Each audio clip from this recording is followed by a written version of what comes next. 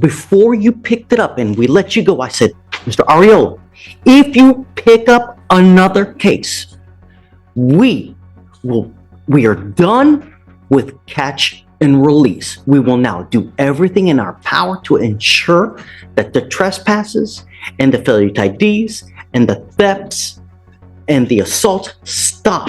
And we would do that by doing the dual diagnosis residential program.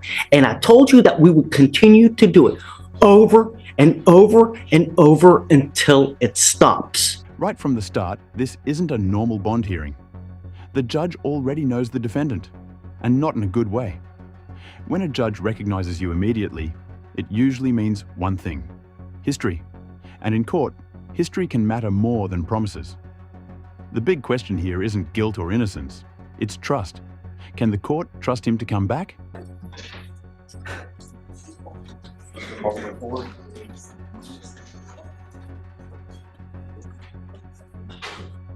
Good morning, Ms. Ariola. Good to see you. Quick legal breakdown. A PR bond, or personal recognizance bond, means release without paying money. The defendant simply promises to return to court. Sounds generous, right? But here's the catch. Judges only grant PR bonds when someone has proven they'll actually show up. And as we're about to hear, this defendant has a very different track record. I'm sorry that we're seeing you under these circumstances, but you've picked up some serious charges in Como County. And the problem is that you never, ever once have appeared on your own. In the dozens and dozens of charges that you and I have had together, have never once on your own appeared. And you want me to give you a PR bond?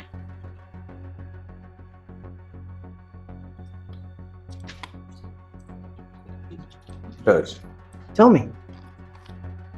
I'm asking, give me an opportunity to present myself or report myself to the probations that you've acquired my person to be. I've been back and forth between Harris County and Comal County since the last time you released me. I never gotten a chance. I just now came from Comal County back over here. I'm asking for to give me the opportunity that I may be able to report on his probation, Judge. Yeah. And based off what I am. Now things get technical. The entire argument hinges on timing, whether these new charges happened before or after probation began. Why does that matter? Because crimes committed during probation can trigger harsher consequences instantly. This moment is basically a legal chess match over dates, and one wrong square changes everything. Looking, it appears that these Comal County cases happened prior to him being placed on probation. So they wouldn't necessarily be a violation of his probation. Alex, what say you about the time? He was placed on probation, it seems in May, if I'm correct. Is that correct? May of 2024. These Como County cases, they took place in July of 2024 and subsequently filed that same month. So July, so after he was placed on probation.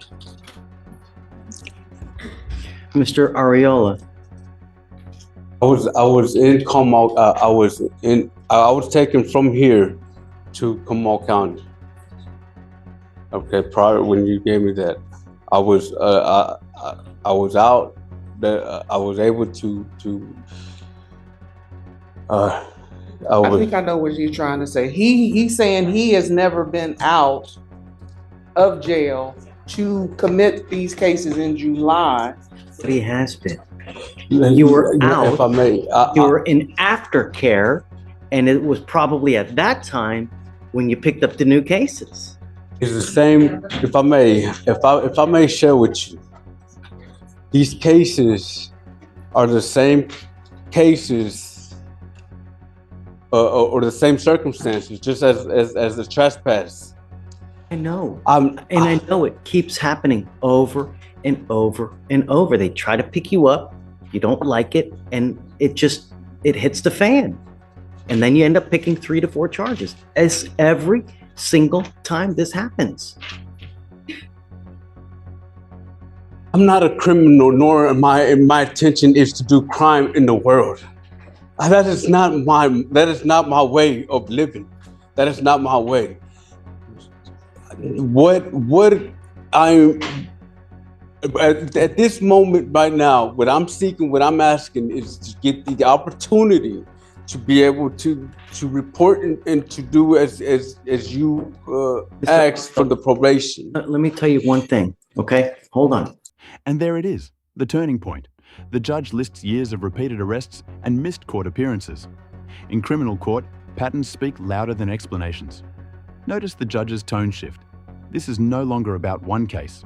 It's about a cycle. At this point, the hearing stops being about release and starts becoming about intervention.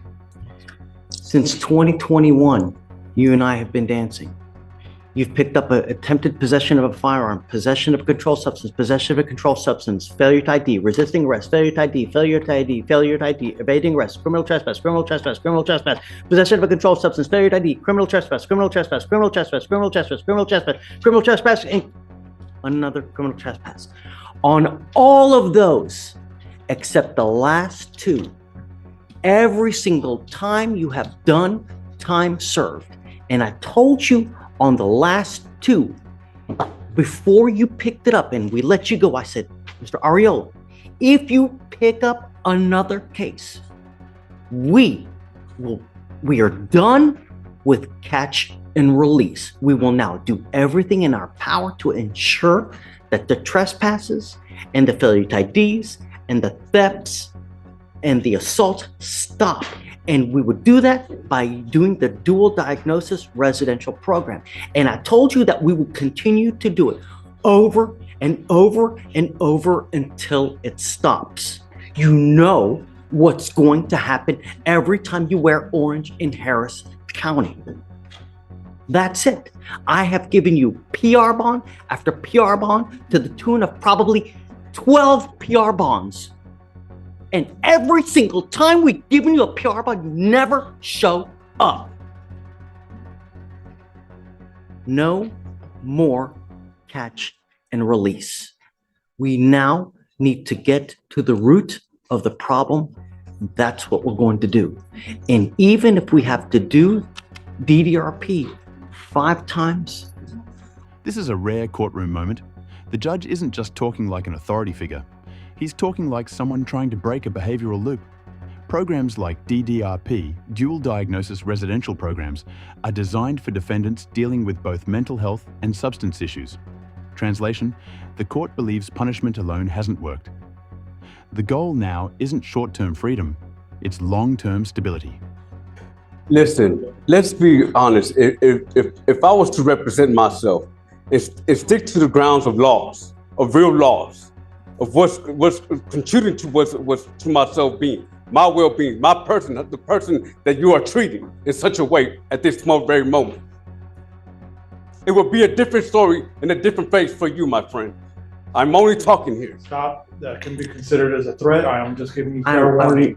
I want to help you, Mr. Ariola. I want to end the cycle of you keep coming back to jail. Believe it or not, I want to help you. I want to end this. I want you to get a job. I want you to be a productive member. And I was hoping by having you go to the DDRP and in aftercare, that would happen. I don't know. I don't know what happened. You were doing great in DDRP and we got reports that you were doing great.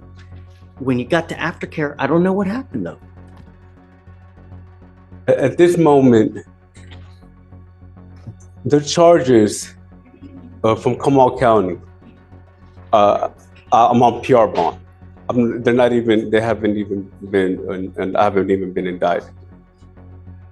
At this moment, I'm asking that I'm given the opportunity to complete this program of yours. Let the service play as it plays. There's a whole different county, a whole different jurisdiction. Let me give you a little roadmap, what I was thinking. I'm having our chief district attorney here reach out to Como County to let them know what we want to do here about DDRP in hopes that they, are on board with us. They have nothing to do with y'all. There's a whole different I know. Jurisdiction, a whole different county. I'm trying to let them know that we want to put you in a treatment place with us here in hopes that they're with us, and it may resolve the cases over there. See what I'm saying? I'm on a PR bond over there at this moment. Why would they care what happens here? They don't care. They're just on for how dare? What idea is this from? I can let Lori explain to you what we're trying to do. I'm listening. I did hear it, but this. So Ariel, if I give you a PR bond, you'll never come back. I'm not asking for a PR bond. I'm asking to give me the opportunity to report to the probation that you put me on. Give me the chance. Yes, I want to do that. Please. Yes, I am in agreement with you. But first, Como County has to take care of itself. We can't do anything here until Como County's taken care of. Como County sent me over here. I know. We're going to reach out to Como County to see what we can do. They got me on PR bond over there so we can take care of the situation over here at this time. This is what I'm doing here now. They got no business into what Harris County does with me at this moment, with this case here. They have no business. They haven't even indicted me yet. I'm going to let Lori try to explain to you what we're trying to do. But you're trying to do, I know why would you even want, listen, you're the judge here. You know what's going on. I'm on PR bond over there. They're not even looking at my cases at this very moment. What do you want? I'm asking, give me the opportunity to report to probation now. Give me the opportunity, because I haven't given the opportunity to report to probation. When you say give me the opportunity, what does that mean? Let you out of jail? Yeah, so I can report to this. And when Comal County, because I got a lawyer over there, they would alert me about going to, if they do pick it up, if they do pick it up, they would alert me to go to court. But till then, let me just proceed with the process here with the probation. Please, that is what I'm asking. I'm begging for you so I can get an opportunity, a chance to get out and work and Listen carefully to what the judge says here. History tells me. That phrase carries enormous weight in bond hearings. Judges rely heavily on past behavior to predict future compliance. From the defendant's perspective, this is about opportunity. From the court's perspective, it's about risk. So here's the real question for you watching. Should courts prioritize second chances or public accountability when chances keep repeating? And be able to fight this from the free world. If anything, if they do pick up the cases, I'll be able to fight them so I can stay relevant to the probation here and current with Harris County. I know that you're not going to like my answer, Mr. Ariel, but if I give you a PR bond, you're going to ghost me like every time you've done before.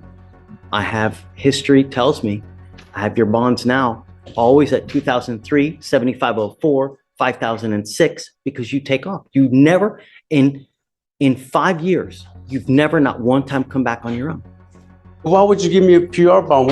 Can you just not reinstate me to complete the probation?